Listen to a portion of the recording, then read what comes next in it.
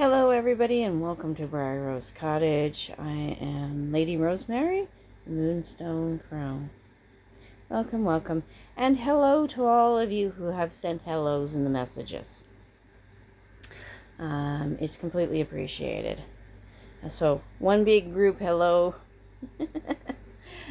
back. Ugh. Same old here. Migraines, this, that. Now it's too hot. Now it's too smoky. And some other things that have happened.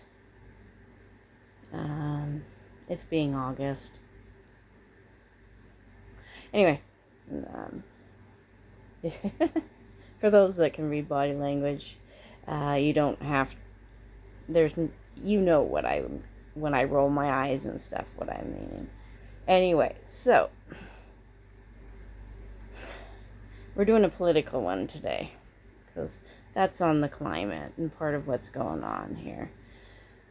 Foreign mine self. September 8th is going to be an interesting day for Canada and the United States, because we're pushing back. Trade deals fell through, and down south, the government down south pushed back, so our government up here had no choice but to push back and reaffirm that we're not putting up with being pushed into something that is not in our favor. Just the same as, why the heck would your government sit back and let anybody push them into something that wasn't good for their people? Like, okay. But I do have to ask, after watching the one video, what the heck, because of course there's no thinking going on in the American political government right at the moment, except how to keep their lives okay. Like, they don't care. The Republican Party and all those leaders, Donald Hitler Trump, do not care about anyone except that. Hitler Trump is a megalomaniac. That is narcissism at the highest level. He actually doesn't even give a shit about his own children. If you actually look at what a megalomaniac is, you will see they don't care about anything except themselves. So, to make this quick, U.S. of the Americas, what the heck did you expect when you poked the bear? Really? You guys are not paying attention to the symbols. The symbols of Canada will tell you about its people. We happily put these animal symbols on our money, on our coins, and use them. The official animal of Canada is the beaver. Anyone who knows about beavers, they're not cuddly, they're not kind. They will mess you up without half a thought.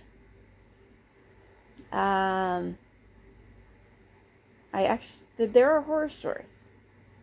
The elk, this massive, tall animal that, I saw one standing by a guy that was like, 5'10", and it like, you could probably have almost stood another guy 5'10" on top of him by the time he was as tall as the rack of this elk. Like a massive animal on our quarter will mess you up without even thinking about it. They don't care. They just will do that. The cobra chicken. Everybody calls Canada goose cobra chicken. Up here they attack people with regularity. There's a reason when we're not supposed to feed the birds. It makes them complacent. Then they come and they expect to get it from people, And if they are looking after babies in your vicinity, they will mess you up. Canadian wildlife will not hesitate to mess you up. The polar bear, the largest bear on the planet, will walk into your house and eat you on Tuesday just because it was hungry and didn't like what was in the garbage cans. Big bear doesn't care.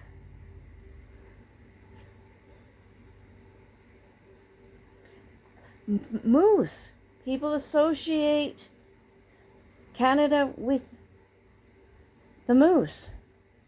There's an animal that stands in the middle of the highway with rack down during semis. It doesn't care. They get clipped by a car and get up and walk away without limping. So here you have a whole entire country that is as much wrapped up in its symbolism as the United States of the Americas, the North Americas, is about theirs. You know, the elephant and the donkey and the eagle, the almighty bald eagle. Well, we have them up here too, and they're badass birds. Very beautiful, gorgeous, gorgeous birds. I've seen several in real life from an inside car, but I have actually seen them. But there couldn't have been any thinking. I just think that what is coming is setting precedent for an economic collapse that one half of the parties is definitely not prepared for. Canadians have already changed their shopping habits. Our government has gone elsewhere for trade deals for the stuff we used to get from down south. As I saw in one thing, it wasn't the Canadian government that stopped buying American alcohol. It was Canadians. It's the Canadian consumers. We are not afraid in a lot of ways to show our power with our dollar. And if that means that we don't support what's happening with Russia and Ukraine, and we